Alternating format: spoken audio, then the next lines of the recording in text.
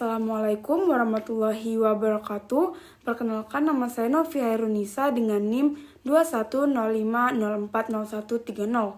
Di sini saya akan menjawab pertanyaan UAS yang telah diberikan Ibu Marlia Rani selaku dosen pengampu hak kekayaan intelektual. Di sini saya akan menganalisis 3 putusan. Baik, sebelum saya melanjutkan, izinkan saya untuk menjelaskan apa itu hak merek. Hak merek merupakan bentuk perlindungan HKI yang memberikan hak eksklusif bagi pemilik merek terdaftar untuk menggunakan sendiri merek tersebut dalam perdagangan barang atau jasa, atau mengizinkan orang lain menggunakan merek tersebut melalui sebuah lisensi. Baik, masuk kepada putusan pertama dengan nomor 5/PDT Sus merek /2020/PN Niaga Surabaya. Handsome CO Ltd nomor sertifikat pendaftaran 13341100395. Bisnis Korea Selatan beralamat 144 Banyuang 2 RO Don Wogu Ansanchi Kongido Korea Selatan. Dalam hal ini memberikan kuasa kepada Getri Antito SESH sebagai penggugat bersengketa dengan PT Sungsun Satria, alamat Gunung Sari, Desa Wotasnegoro, Ngoro, Mojokerto, Jawa Timur, diwakili oleh Kim Seung-man. Direktur di dalam hal ini memberikan kuasa kepada Nurdin Muhammad, Kepala Personalia atau HRD PT Sungsun Satria berdasarkan surat kuasa khusus tanggal 25 September 2020 selanjutnya disebut sebagai tergugat.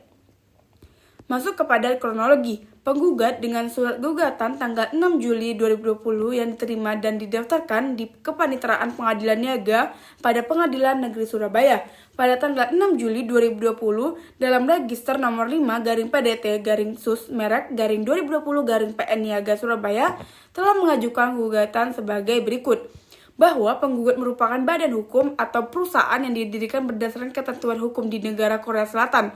Penggugat memulai bisnisnya sejak 1 Februari 1974 dan terdaftar sejak 4 Juli 1996 berdasarkan Certificate of Business Registration dengan nomor pendaftaran 13411-00035595. Bahwa sejak 1 Februari 1974, penggugat memulai bisnis di Korea Selatan dengan menggunakan merek dagang Handsome sebagai bagian esensial dan sesuai dengan nama badan hukum penggugat dan tidak ada pihak lain yang menggunakan merek dagang tersebut. Berdasarkan hal ini, menunjukkan terdapat hubungan yang erat antara merek dagang Handsome dengan nama perusahaan penggugat yang juga menggunakan kata-kata Handsome dan menunjukkan penggugat adalah pemilik sekaligus pihak yang pertama kali menggunakan merek dagang Handsome. Bahwa oleh karena kata Handsome yang digunakan sebagai merek adalah merupakan bagian yang esensial dari nama badan hukum penggugat yakni Handsome CO Ltd dan seharusnya mendapatkan perlindungan dari pemakaiannya oleh pihak lain tanpa seizin dari penggugat sebagai diatur di dalam pasal 8 Konvensi Paris. Bahwa yang dilakukan oleh tergugat dengan pendaftaran dan menggunakan merek dagang Handsome di Indonesia tak lain untuk memperoleh keuntungan besar tanpa harus melakukan upaya mempromosikan merek dagang Handsome di Indonesia, sehingga menyesatkan konsumen mengenai asal-usul produk tersebut dan konsumen akan menganggap bahwa produk yang atas merek dagang Handsome ini digunakan oleh tergugat merupakan milik penggugat. Bahwa turut tergugat diikutsertakan dalam perkara ini adalah untuk ketentuan pasal 91J, pasal 92 Undang-Undang Nomor 20 Tahun 2016 tentang merek dan indikasi geografis sehingga turut tergugat bersikap netral dalam hal ini. Pada pasal 91 Nomor 1, pelaksanaan pembatalan berdasarkan putusan pengadilan dilakukan setelah Menteri menerima salinan resmi putusan yang telah mempunyai kekuatan hukum tetap dan diumumkan dalam berita resmi merek. Yang kedua, ketentuan lebih lanjut mengenai pelaksanaan pembatalan sebagaimana dimaksud pada ayat 1 dan penghapusan oleh Menteri sebagaimana dimaksud pada pasal 72 sampai dengan pasal 75 diatur dengan peraturan pemerintah. Selanjutnya pasal 92. Yang pertama, pembatalan atau penghapusan pendaftaran merek dilakukan oleh Menteri dengan mencoret merek yang bersangkutan dengan memberi catatan tentang alasan dan tanggal pembatalan atau penghapusan tersebut. Yang kedua, pembatalan atau penghapusan pendaftaran sebagaimana dimaksud pada ayat 1 diberitahukan kepada tertulis kepada pemilik merek atau kekuasanya dengan menyebutkan alasan pembatalan atau penghapusan dan penegasan bahwa sejak tanggal pencoretan sertifikat merek yang bersangkutan dinyatakan tidak berlaku lagi. Menimbang bahwa majelis hakim telah mengupayakan perdamaian di antara para pihak, namun tidak berhasil. Menimbang bahwa oleh karena itu, pemeriksaan perkara dilanjutkan dengan pembacaan surat gugatan yang isinya tetap dipertaruhkan oleh penggugat. bahwa terhadap penggugat tersebut, tergugat memberikan jawaban pada pokoknya sebagai berikut.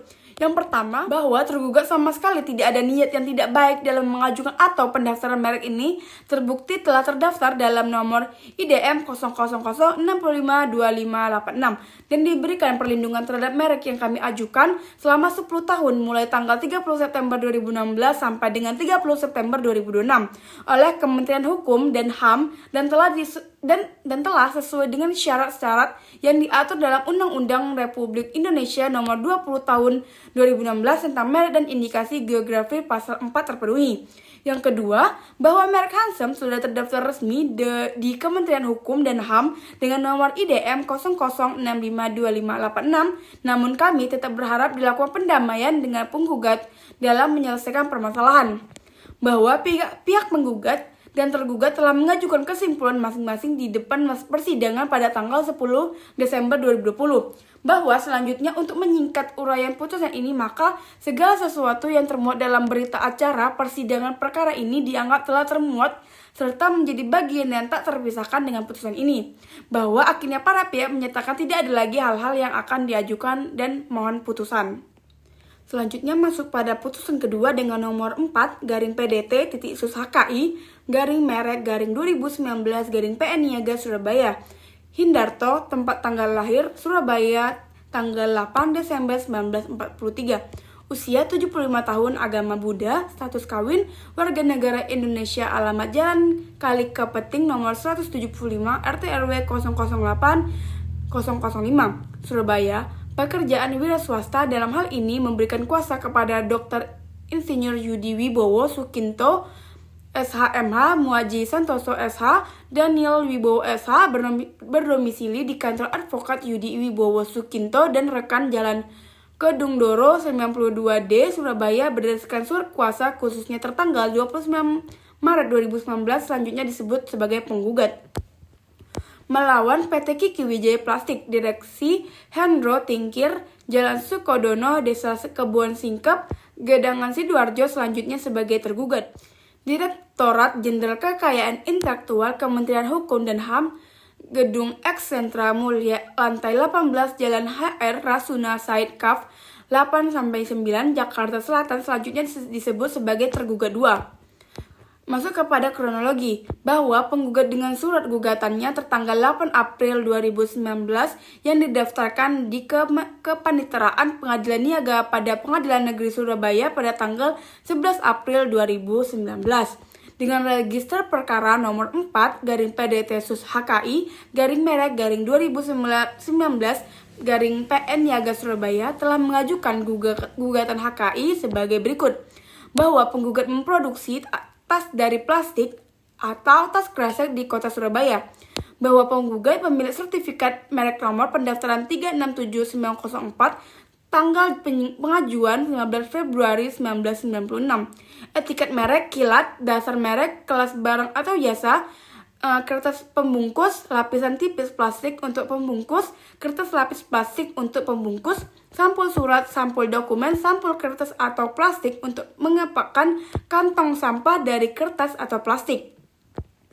Yang masa sampai tahun 2006 lalu diperpanjang masa berlakunya sampai tahun 2016. Kemudian perpanjangan jangka waktu di perlindungan merek terdaftar terhitung tanggal 15 Februari 2016, jangka waktu perlindungan selama 10 tahun.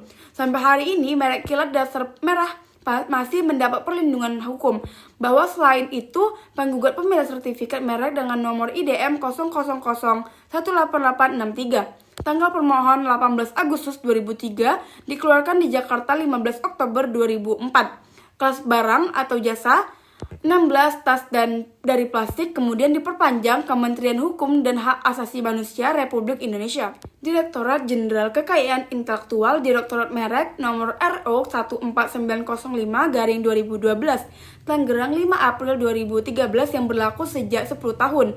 Bahwa penggugat juga pemegang hak cipta dengan surat pendaftaran cipta seni logo bintang kilat nomor pendaftaran 014673 tanggal 16 September 1995. bahwa penggugat pemilik sertifikat merek dengan nomor pendaftaran 367903 tanggal pendaftaran 17 September 1996 dikeluarkan pada tanggal 20 September 1996. Kelas jenis barang atau jasa, kertas pembungkus lapisan tipis plastik untuk pembungkus, kertas lapis plastik untuk pembungkus, sampul surat, sampul dokumen, sampul kertas atau plastik untuk pengepakan kantong sampah dari kertas atau plastik. Etiket merek kilat dasar kuning lalu diperpanjang 10 tahun dengan sertifikat merek permohon 15 Februari 2016 yang diterbitkan di Jakarta 7 Maret 2006 bahwa berdasarkan fakta dan data yang ada pada tergugat 1, keberadaan sertifikat merek kilat daftar nomor 311840 untuk kelas barang 2022 atas nama PT Kiki Waya Plastik. Aquo memiliki tanggal penerimaan tanggal 12 Oktober 1992 dan tanggal terbit sertifikat merek 19 September 1994. Pada saat itu berlaku Undang-Undang Nomor 19 Tahun 1992 tentang merek, di mana jangka waktu berlakunya sertifikat merek kilat tersebut adalah 10 tahun terhitung sejak tanggal 12 Oktober 1992. Bahwa hal itu artinya secara yuridis, keberadaan sertifikat merek kilat terdaftar untuk kelas barang 22 atas nama PT Kiki Wijaya Plastik. Aquo telah berakhir masa perlindungan pada tanggal 12 Oktober 2002. Bahwa oleh karena itu, maka jelas gugatan penggugat telah absurd jelas karena telah menjadikan objek gugatan merupakan sertifikat merek kilat terdaftar nomor 311840 untuk kelas barang 22 atas PT Kiki Waya Plastik yang telah habis masa berlakunya sehingga tidak dapat dijadikan sebagai objek gugatan pembatalan pendaftaran merek dalam perkara Aquo. Dalam eksepsi, mengabulkan eksepsi tergugat 1, menyatakan penggugat tidak dapat diterima. Dalam pokok perkara, yang pertama menolak gugatan penggugat untuk seluruhnya, yang kedua menghukum penggugat untuk membayar biaya perkara menurut hukum, atau apabila majelis hakim yang mulia berpendapat lain, mohon putusan yang seadil-adilnya. Menimbang bahwa terhadap gugatan kuasa penggugat tersebut di atas kuasa tergugat 2 telah diberikan jawaban secara tertulis tertanggal 21 Mei 2019. Dalam eksepsi absurdibel atau tidak jelas, yang pertama oleh karena adanya pencampuran antara gugatan pembatalan hak merek dengan hak cipta, di mana seharusnya gugatan tersebut diajukan dan diproses secara terpisah, maka gugatan Aquo jelas telah melanggar ketentuan jurisprudensi. Yang kedua, bahwa merek dan hak cipta merupakan dua hal yang berbeda, yang mana kedua jenis kekayaan intelektual tersebut diatur dalam dua undang-undang yang berbeda, yaitu Undang-Undang Nomor 20 Tahun 2016 tentang merek dan indikasi geografis serta Undang-Undang Nomor 28 Tahun 2014 tentang hak cipta. Yang ketiga, bahwa dengan demikian sudah terbukti ketidakcermatan penggugat dalam menyusun gugatan yang mengakibatkan gugatan penggugat menjadi kabur, sehingga dalam gugatan penggugat patutlah untuk dinyatakan tidak dapat diterima gugatan salah objek sengketa. Yang keempat, bahwa penggugat dalam gugatan tanggal 8 April 2019 tentang objek gugatan sertifikat merek kilat terdaftar nomor 3180. Yang kelima, bahwa sesuai dengan pasal 1 angka 5 Jo, pasal 3 Undang-Undang Nomor 20 Tahun 2016 tentang merek dan indikasi geografis disebutkan bahwa hak atas merek adalah hak eksklusif yang diberikan oleh negara kepada pemilik merek yang terdaftar untuk jangka waktu tertentu dengan penggunaan sendiri merek tersebut atau memberikan izin kepada pihak lain untuk menggunakannya. Yang keenam, bahwa sesuai dengan pasal 35 ayat 1 dan ayat 2 Undang-Undang Nomor 20 Tahun 2016 tentang merek dan indikasi geografis disebutkan merek terdaftar mendapat perlindungan hukum untuk jangka waktu 10 tahun sejak tanggal penerimaan dapat diperpanjang untuk jangka waktu yang sama. Bahwa di dalam pasal 21 ayat 3 Undang-Undang Nomor 20 Tahun 2016 tentang merek salah satu di antaranya untuk mendaftarkan merek itu harus dengan itikat baik. Jadi pemohon itu harus memiliki itikat baik. Apa itu itikat baik? Parameternya permohonan itu harus jujur bahwa mereka yang akan didaftarkan itu tidak melanggar merek orang lain. Kemudian persamaan pada pokoknya atau keseluruhannya tidak bermaksud untuk menyesatkan konsumen, mengelabui konsumen, semua itu harus berdasarkan dari kejujuran. Bahwa jadi undang-undang kita telah mengakomodir gugatan pelanggaran dan gugatan pembatalan. Kalau gugatan pelanggaran itu terkait penggunaan merek secara sah digunakan oleh orang lain, tapi gugatan pembatalan itu dilakukan terhadap merek terdaftar yang sudah bersertifikat. Artinya ada pemilik merek yang merasa dirugikan dengan merek yang terdaftar belakangan, keberatannya mungkin mengadukan persamaan pada pokoknya atau keseluruhannya mirip atau sama persis. Nah, Ini bisa diajukan gugatan pembatalan merek di mana batas waktunya adalah 5 tahun sejak merek itu terdaftar. Tetapi jika merek yang bersangkutan beretiket tidak baik atau tidak jujur, itu batas waktu pengajuan gugatan adalah tanpa batas. Dalam pokok perkara, bahwa maksud dan tujuan gugatan penggugat adalah sebagaimana telah terurai dalam surat gugatannya tertanggal 8 April 2019. Bahwa untuk menguatkan dalil-dalil gugatannya, penggugat telah mengajukan bukti tertulis yang masih diberikan tanda bukti sampai dengan bukti P1 hingga P21. Selain itu, penggugat menghadirkan 2 orang saksi dan 1 orang ahli yang telah didengar keterangannya di bawah sumpah di persidangan masing-masing bernama Swewanto Joko Samudro dan ahli Dr. Agung Sujatmiko. Bahwa untuk menguatkan dalil-dalil bantahannya, tergugat 1 telah mengajukan bukti tertulis yang masing-masing diberikan tanda bukti bahwa dari dalil gugatan penggugat dapat dilihat yang menjadi dasar gugatan penggugat adalah etikat tidak baik yang telah dilakukan. Tergugat 1 telah memproduksi tas plastik yang meniru sertifikat merek milik penggugat, dan apabila hal ini dikaitkan dengan pasal 77 ayat 2 Undang-Undang Nomor 20 Tahun 2016 tentang merek dan indikasi geografis yang berbunyi, gugatan pembatalan dapat diajukan tanpa batas waktu jika terdapat unsur etikat tidak baik dan atau merek yang bersangkutan bertentangan dengan ideologi negara, peraturan perundang-undangan, moralitas, agama, kesusilaan, dan ketertiban umum. Maka majelis hakim berpendapat bahwa gugatan sebagaimana tersebut di atas dapat diajukan pada kapan saja tanpa adanya kadaluarsa atau lewat waktu. Mengadili dalam eksepsi menolak eksepsi tergugat 1 dan tergugat 2 untuk seluruhnya. Dalam pokok perkara, mengabulkan gugatan penggugat untuk sebagian, menyatakan tergugat 1 yang telah menggunakan atau memakai dan atau memproduksi tas dari plastik dengan merek kilat, padahal tergugat 1 tidak mempunyai hak untuk itu, maka perbuatan tergugat 1 dikategorikan sebagai perbuatan pelanggaran hak atas merek kilat pemilik. Penggugatan yang mengandung unsur tidak beretikat baik, pembatalan sertifikat merek etiket merek kilat terdaftar nomor 311840. Uraian warna hitam di atas putih, kelas barang atau jasa 22 milik tergugat 1, yaitu menghukum tergugat 2 untuk tunduk dan mentaati isi putusan. Yang kedua, menghukum tergugat 1 untuk membayar biaya yang timbul dalam perkara ini sebesar Rp695.000. Selanjutnya masuk kepada putusan yang ketiga dengan nomor 46/PDT.SUS/merek 2016/PN Niaga Jakarta Pusat.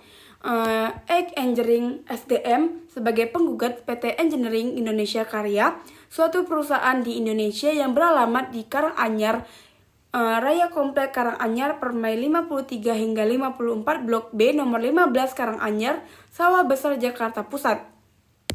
Selanjutnya disebut tergugat Pemerintah Republik Indonesia, Kementerian Hukum dan Hak Asasi Manusia Republik Indonesia, Direktorat Jenderal Kekayaan Intelektual, beralamat di Jalan HR Grasuna Said Kaf 8 hingga 9 Jakarta Selatan, DKI Jakarta. Selanjutnya disebut turut tergugat. Dalam kronologi bahwa perusahaan penggugat Egg Engineering adalah sebuah perusahaan yang didirikan pada tahun 2006 dan bergerak pada bidang usaha produksi mesin penggali amfibi beserta produksi alat-alat pelengkap untuk berbagai model mesin penggerak amfibi. Dengan pusat pabrik berada di negara Malaysia, penggugat menggunakan lahan seluas 300.000 kaki untuk proses produksi dan juga didukung oleh lebih dari 300 karyawan tetap. Penggugat adalah produsen mesin pengeruk terbesar di wilayah Asia Tenggara dan telah memperoleh berbagai penghargaan dan pengakuan atas kualitas produksi mesin pengeruk yang diproduksinya. Bahwa mesin pengeruk yang diproduksi oleh penggugat yang diperdagangkan dengan menggunakan merek dagang Egg. Berikut adalah etiket dari merek Egg yang digunakan oleh penggugat, bahwa contoh-contoh penggunaan merek Egg milik penggugat di dalam kegiatan perdagangan dapat dicermati dari berbagai informasi yang bersedia di internet. Penggugat juga akan membawa bukti-bukti penggunaan yang cukup atas merek Egg milik penggugat pada acara sidang pembuktian nanti. Untuk referensi majelis hakim yang terhormat, berikut adalah contoh penggunaan dari merek Egg milik penggugat yang diambil dari situs resmi penggugat.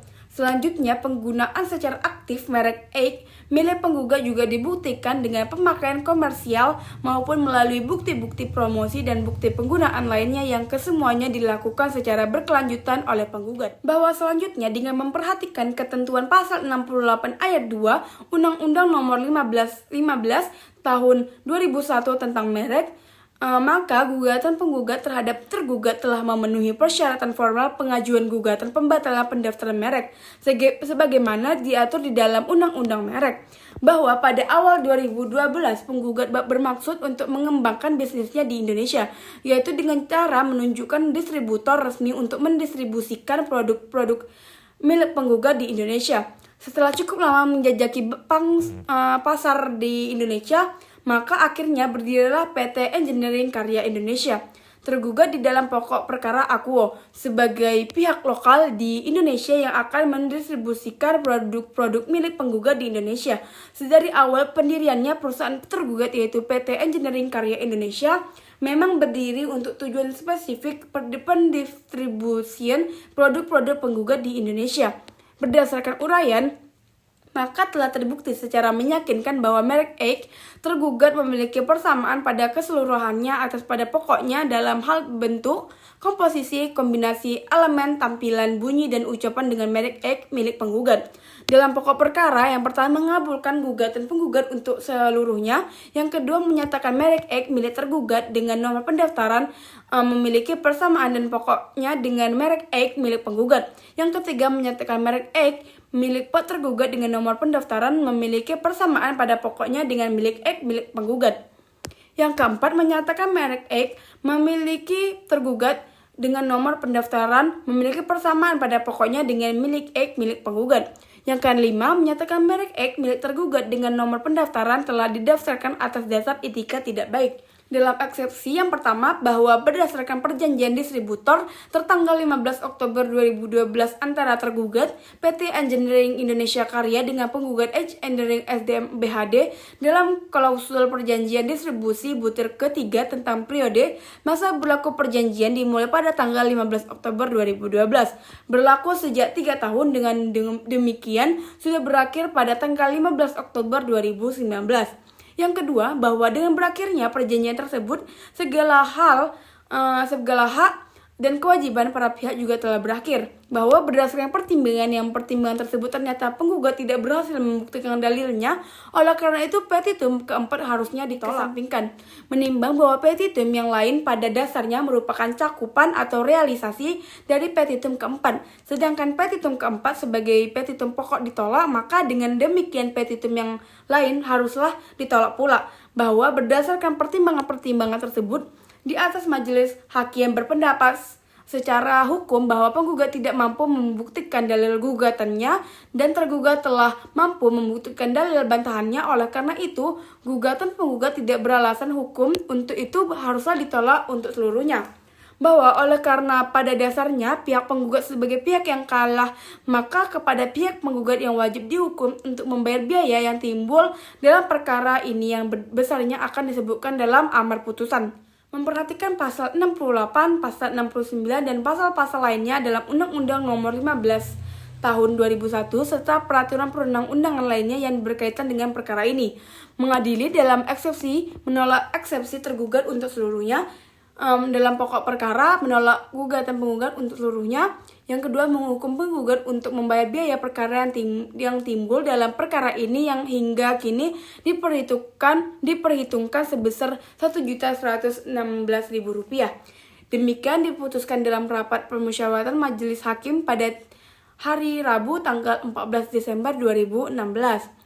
Baik, sekian yang bisa saya sampaikan. Terlebih terkurang saya mohon maaf. Jika ada kesalahan kata, saya mohon maaf. Saya Novi Hairunisa. Saya akhiri, wabillahi taufiq wal hidayah. Assalamualaikum warahmatullahi wabarakatuh.